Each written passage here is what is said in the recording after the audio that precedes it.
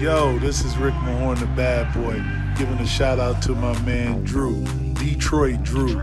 Make sure you tune in on his YouTube channel, Detroit Drew, bad boy. What up, though, peeps? How's everyone doing today? We're going to start doing some draft breakdowns on all the prospects. Yes, we still have a long ways to go in terms of the NBA draft, but you know how things go. It will be here before we know it. And I want to talk about everyone before we start arguing who we should take and who we shouldn't, who's a better fit.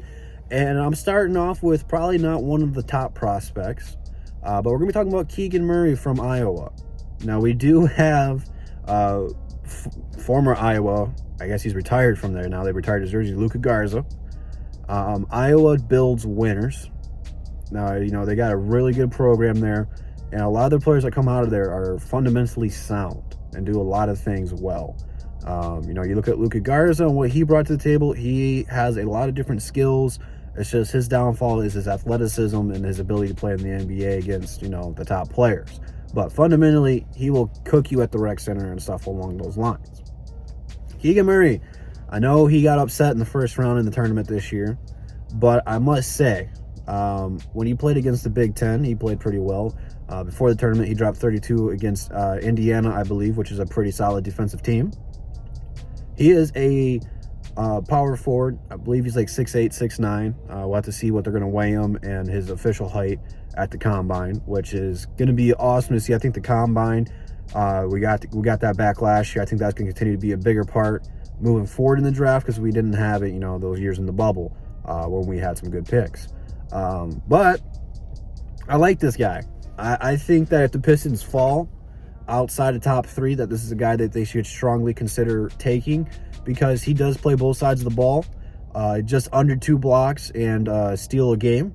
But his real, if you just look at this box sheet, whatever you want to call it, he's averaging 23.5 points. But he's shooting 40% from downtown on about 5 attempts per game. That's pretty good. That's going to translate into the NBA. When you shoot that good at that high of a clip, you're at least going to be a 35% shooter in the league. So I'm going to take that. You know, power forward is something that, you know, we really don't have a true power forward. Like, Stu could play the 4, but he plays the 5. Kelly Olynyk, he doesn't play defense, but they play him at the 5. Bagley's really a 5 who can play the 4 at times. And Jeremy Grant's technically a 3 playing the 4. So we don't have a true power forward. And if you look at where the East is going, it's getting bigger.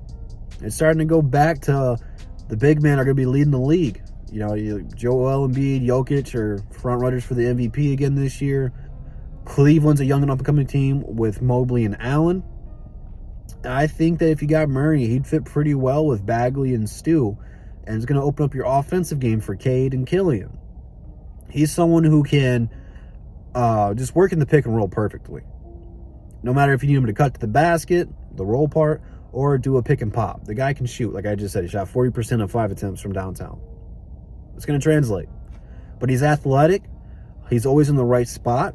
One of the things I picked up on him is I did this last year and I talked about Cade, and I talked about it LaMelo, is they can pick apart the zone. Cade and LaMelo were able to find the weaknesses and attack it.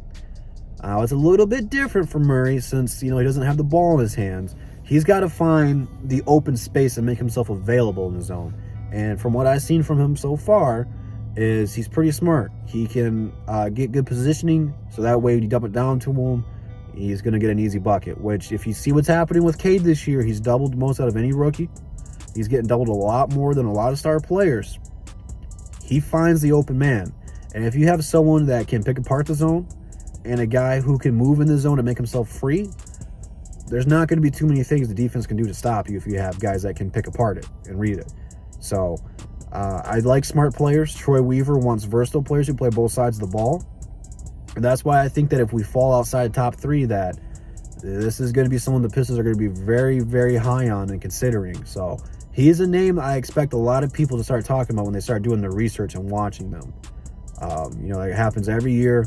You know, last year it was Cade, and then people realized how good Jalen Green was and started talking about him, and then Scotty Barnes, Jalen Suggs. Like, it happens. It comes in waves. So when everyone gets on their reports and starts looking at this guy, you're going to start seeing him probably go up in the big board. I think right now in Tankathon, they have him projected at 6 or 7, which is right around Portland is, but that's somewhere we could fall. I think right now, Ivy's still my number 1 option for the Pistons. I don't know if you take him number 1 overall, but I think that he could be a pretty solid option. And I think a lot of you is where you're heading is the Ivy pick. But let me know what you guys think about Murray. I don't know if a lot of you guys know too much about him or got a chance to watch him, but if you have not, I highly recommend it, and I guarantee you at least 60% of you are going to be like, I want this guy. So check him out. His highlights do not lie.